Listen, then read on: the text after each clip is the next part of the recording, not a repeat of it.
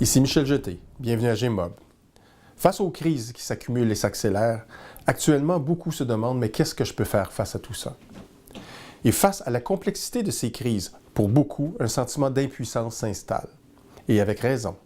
Les labyrinthes politico-économiques, les lourds dossiers scientifiques, les coulisses des jeux de pouvoir, la désinformation, tout cela a de quoi décourager le plus assidu des citoyens. Mais certains d'entre eux se lèvent et deviennent en quelque sorte des phares dans cette longue nuit où la mobilisation citoyenne est plus cruciale que jamais. André Bellil fait partie de ces gens d'exception. Il a dédié sa vie à non seulement comprendre les grands enjeux environnementaux de notre temps, mais aussi à guider ses concitoyens vers un monde plus juste, plus humain. Son histoire est celle d'un ouvrier qui travailla pour Hydro-Québec en tant que travailleur de ligne. C'est à la fin des années 70 que ce gars ordinaire de Montréal se rendit compte que quelque chose s'était déréglé dans son environnement. Les populations de poissons dans les lacs où il avait coutume d'aller pêcher s'étaient effondrées. Intrigué, il constata que le problème était beaucoup plus vaste. Des forêts entières étaient en train de se dégrader. Les dégâts étaient colossaux. Dès qu'il se rendit compte que les pluies acides engendrées par des centrales thermiques au charbon provenant du Midwest américain et de l'ensemble du secteur du transport, ainsi que certaines de nos propres industries locales étaient en train de dévaster nos forêts, nos rivières et nos lacs, André prit le flambeau du militantisme et quitta son emploi pour fonder l'Association québécoise de lutte contre les pluies acides, aujourd'hui rebaptisée l'Association québécoise de lutte contre la pollution atmosphérique. Débuta alors un séjour hors du commun d'une organisation qui allait marquer l'histoire du Québec. Par sa ténacité et son franc-parler, André est devenu l'un des grands acteurs sociaux qui a pavé la voie pour une authentique participation citoyenne pour se réapproprier notre pouvoir dans cette démocratie si fragile. Dans un programme spécial en 10 parties, nous vous présentons les 10 grandes victoires de l'AQLPA pour le Québec. Ce programme spécial est associé à la campagne de financement de l'AQLPA contre la fraude de Volkswagen qui, je vous le rappelle, a consciemment trafiqué ces systèmes anti-pollution pour éviter de se soumettre aux normes de contrôle de polluants atmosphériques canadiennes et internationales. Cette campagne vous concerne, nous concerne.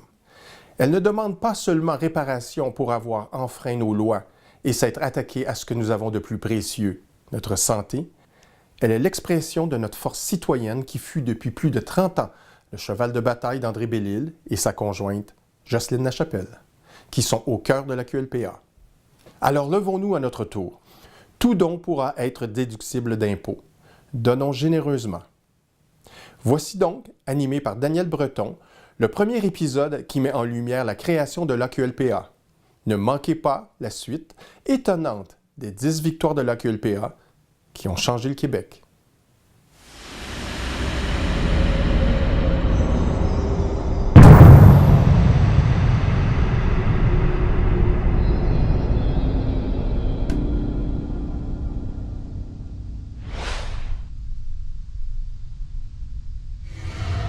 Bonjour, ici Daniel Breton et je suis en compagnie d'André Bellil de l'AQLPA. Et dans une série de vidéos, vous allez voir, on va parler de l'apport extrêmement important de l'AQLPA, à la fois en éducation populaire et en protection de l'environnement. Bonjour André. Bonjour Daniel. J'aimerais ça que tu m'expliques le pourquoi de la genèse, de la naissance de l'AQLPA.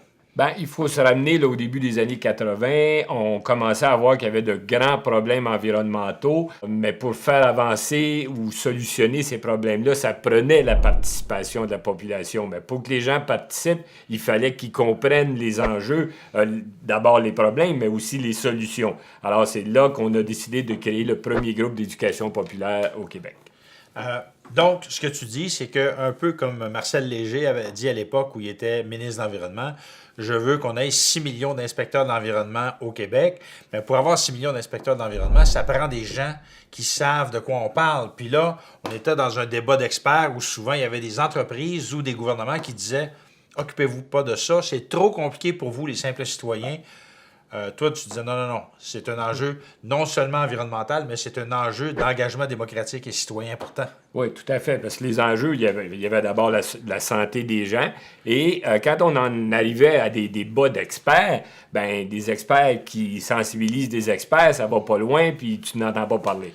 Et les gens à partir du moment où il réalisait qu'il y avait des problèmes, ben là, ça amenait le gouvernement à agir parce que là, il ne pouvait plus se cacher. Oui, mais ça, ce que tu dis là, c'est important. C'est-à-dire qu'on parle d'éducation populaire, mais aussi c'est que l'éducation populaire amène la mobilisation populaire. Tout à Donc là, à partir de ce moment-là, dans le fond, la QLPA, vous êtes devenu un groupe de mobilisation populaire extrêmement important au Québec à cause de l'éducation populaire que vous avez fait, si je ne me trompe pas. Oui.